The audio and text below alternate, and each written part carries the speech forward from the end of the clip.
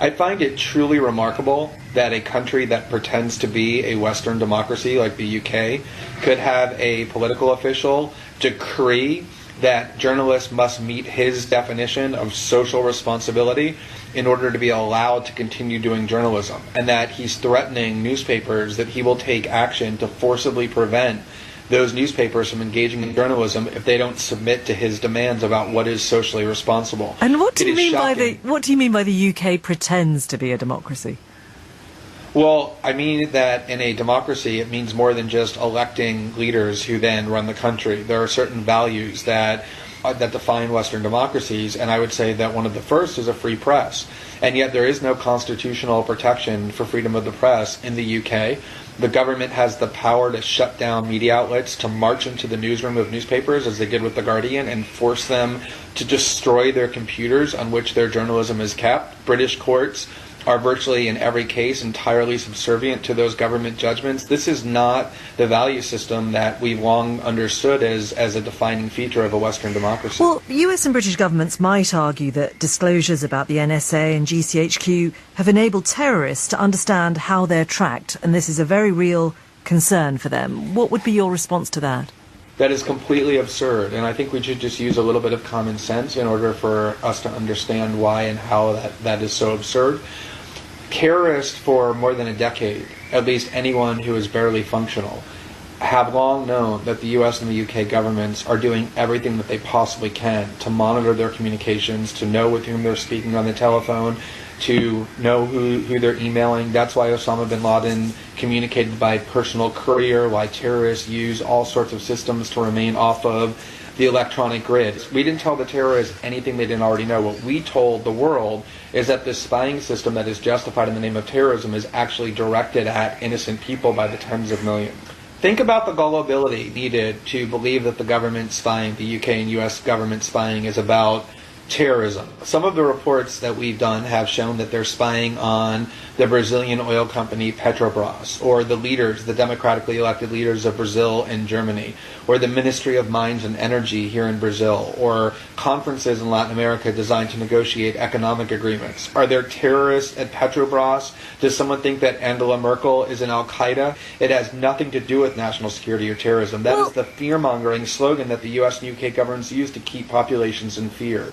Glenn Greenwald, in his usual robust kind of style. Baroness Pauline Neville-Jones, he talks about using checks and balances, putting his material past editors and lawyers. He's clearly thinking about what he's putting into the public domain and sees it as a defence of democracy. Yes, and he obviously takes the view that he can be a judge of how all that information's been obtained, whose lives he might be putting at risk as a result of the sources from which it might have come. This isn't just a matter of technical technique. This is to do with people who give information, and those who actually and then learn what is known about them can trace back the routes by which that information comes. It is not trivial to say that actually people's lives are put at risk, and they are people on whom we depend for our security. And is there evidence he is of that? not in a position. He is not in a position to make those judgments, but he has the arrogance to think that he is by consulting other journalists. Why is that arrogant when there is no evidence? What is the damage that has been done? Only a tiny proportion of the NSA material has been published because of the caution with which the New York Times, The Guardian and others have approached this and have looked at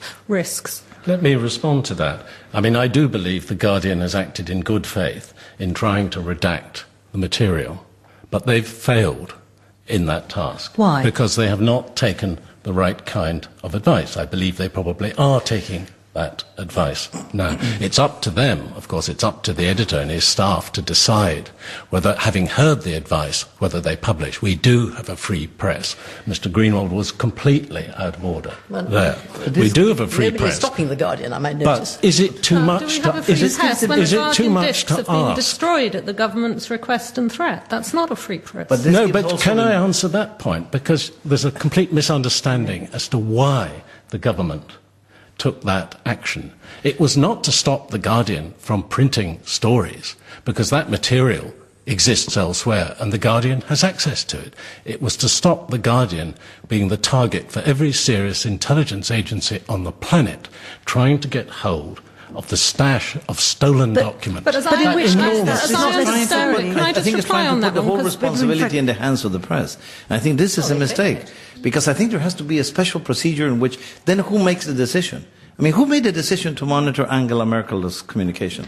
Who made the decision to monitor Dilma Rousseff's communication in Brazil? So how I mean, would there you, has to be how would accountability you, by Frank all parts. LaRue, Frank LaRue, how would you set up a structure then to monitor the security services? What's an effective way of doing that? I think that has to be monitored by the judiciary. I think there has to be, even the FISA, the court in the U.S. has said that they have no way to follow up on the recommendations that they make because the volume is so big. Kirsty, and you- it's so Yes, massive. So you also have to have. You have to have. I'm just pointing that what's important is that these issues lend themselves to abuse anywhere in the world. I'm not mentioning any particular I think country. that's right, and I think- and security agencies will tend to. Watergate was the clear example. Watergate was the example of monitoring communication.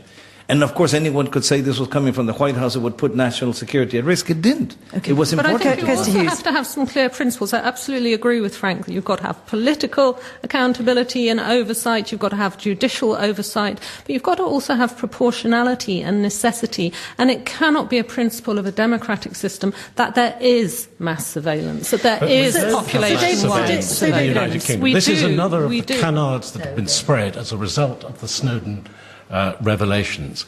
Your emails and my emails are not being read. We are not subject to a I would Stasi-like think mine mass are being surveillance. Isn't I'm the the point head that of a if you free speech have that charity. But information... that is completely absurd. For Isn't- your emails to be read, a Secretary of State, the Home Secretary, would personally have to sign a warrant. But I isn't the cannot point- believe- The Isn't the NSA point- may be reading my emails when I communicate with Alan Rusbridger at the Guardian, so I wouldn't put it in an email anymore. Judging by the volume of information that's being gathered, it's unlikely that every single email is being read. But isn't the point that patterns can be derived from this, that what you're looking for is patterns of behaviour, patterns of exchange, which may scoop up individuals who perhaps didn't expect to be or didn't really need to be? Also, the information is that only metadata is being processed. How do we know that? Where is the disclosure? I mean, if you control the metadata, you can also control the Well, content. in this country, the United Kingdom, and we are really talking, I hope, about Yes. the situation in the United Kingdom, we have proportionality and necessity written in to the black letter law under which the agencies operate. The idea that people were not aware of the scope of what was going on suggests that perhaps our oversight through the ISC, the committee in Parliament, is not as rigorous as we might expect, or not as open as we might expect. I think it's the second. It's about openness. I have every reason to believe that the ISC has been briefed on all of this, and they do know a lot. The problem is that the government has not been open enough in explaining what is necessary in order to track down terrorists and serious So criminals. why In an do you internet think- age, you do need things like PRISM and the GCHQ Why do you think the government put forward the temporary. Snoopers Charter Bill last year when it already had access to all that data? That's, I'm afraid, a misunderstanding of what actually goes on. Let me explain. The way to acquire the communications of terrorists and serious criminals, the way to do it is to go to the internet providers with a legal requirement. But that suggests very narrow targeting, and we know that this is a mass hoovering up of data, and in that sense it is mass surveillance, and that's why there's outroar from Merkel to Index to people in this room and in the Free Word building. Did you even expand it gets beyond worse, what because Frank Snowden Laurie. himself was a consultant to a private firm, was not even a public official. So I think this shows how far this can go. The problem is not whether there is terrorism or danger. I said it in my report, there is danger in the world. But what we cannot fall is into the war rhetoric that justifies everything that can be done for surveillance. Because I still think we have to have democratic procedures, oversight, and the press. I'm just trying to emphasize that briefly. we do have No, but procedures in but you this don't want country. to equate that to the role of the press and let the press also be part of the checks and balances. The free press is fundamental for a free society and a democratic society. I'm all for having an open debate about the limits of surveillance in a democratic society. The government could have done, in my view, more to explain what was going on, because what we've had are a whole series of misrepresentations about what the British agencies are actually doing.